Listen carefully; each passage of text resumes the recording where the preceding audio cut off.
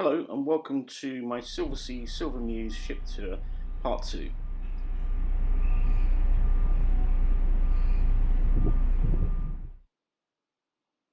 And the Silver Muse doesn't really have a central atrium.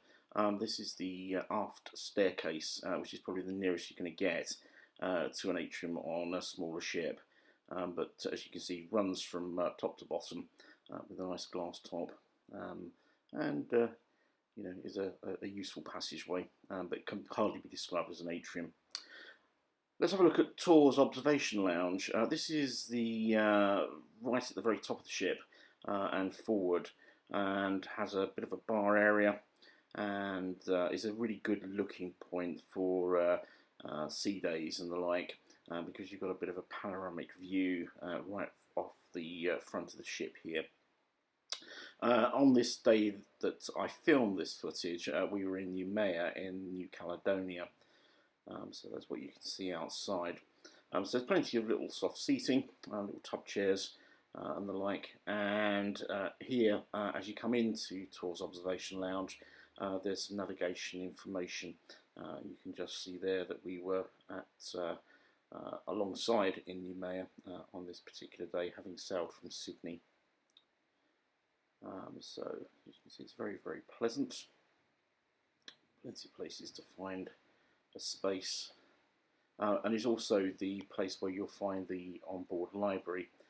So lots of reading material there. Obviously, lots travel based, but you can always find something to read if you've forgotten to bring something from home.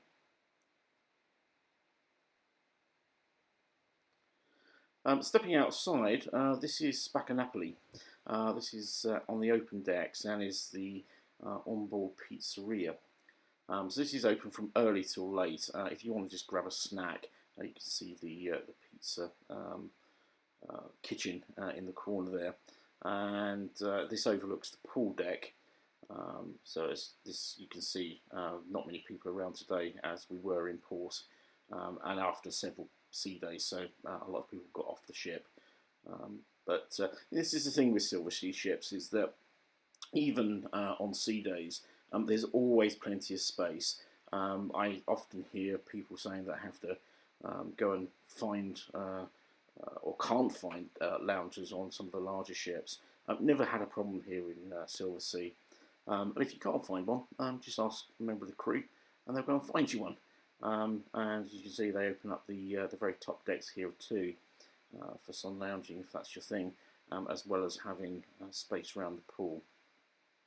There's full service around the pool, so you'll see some of the waiters and the pool guys. They'll always be on your case. If you have an empty glass sitting next to you, you can be sure that they'll be coming up to you asking whether you want anything else to drink or to eat indeed. And you can see there the pool bar and pool grill. So that's again open from fairly early. We'll give you burgers and the like. This is a very quick look around La Terrazza on the breakfast service. So this is the buffet restaurant. You can see here is the food servery. And they were just finishing up breakfast at the time I took this footage. In the evenings, this becomes the onboard Italian restaurant. As you can see, is a lot more formal, and serves some really nice Italian fare. So check out some of my forthcoming videos about onboard food if you want to see a little bit more about that. Or follow me on Twitter. There's plenty of resources on Twitter where I've shown what happens in La Terrazza. This is the main entrance to where the restaurants are on deck 4. So you've got La Dame, you've got Atlantide, Indogene and Kaiseki. Unfortunately, it was all closed because we were in port. So I'm just having to let you have a look through the door. I will sort of give you a little bit of a better idea coming up. You can see one of the waitresses there. Who always used to serve me at lunch and was very pleasant, as indeed are all the crew. They couldn't do more for you. So that leads into Atlantide, and that leads into Indogene, and just around here. That's Kaiseki, which is the Japanese restaurant. So if you're waiting for other guests for lunch or dinner, you can hang around here. It leads off the entranceway to deck 4. This is La Dame. La Dame is the extra cover charge French restaurant, and is open only in the evenings. I've never actually dined there, but I've heard it's very good food. So if you're really into your French haute cuisine, that's probably the place to go. And there's a $60 cover charge per person. This is Kaiseki. It's open at lunch and they serve sushi and sashimi. In the evening they serve a la carte. Well, it's actually a fixed menu pretty much. And that again has a $60 cover charge per person. You can have sake and all sorts in there. So if Japanese food is a thing, that's the place to go. Teppan grill there as well. If you they have chefs that do a chef's theatre in the evening. This is Indogene. So this is their Asian-inspired restaurant. This was my favourite restaurant on board. Some really great food, some great waiting staff, and I used to pair up with beer rather than wine because it's I always seem to go better with Asian food. I don't know what it is, but if you want full wine service, you can.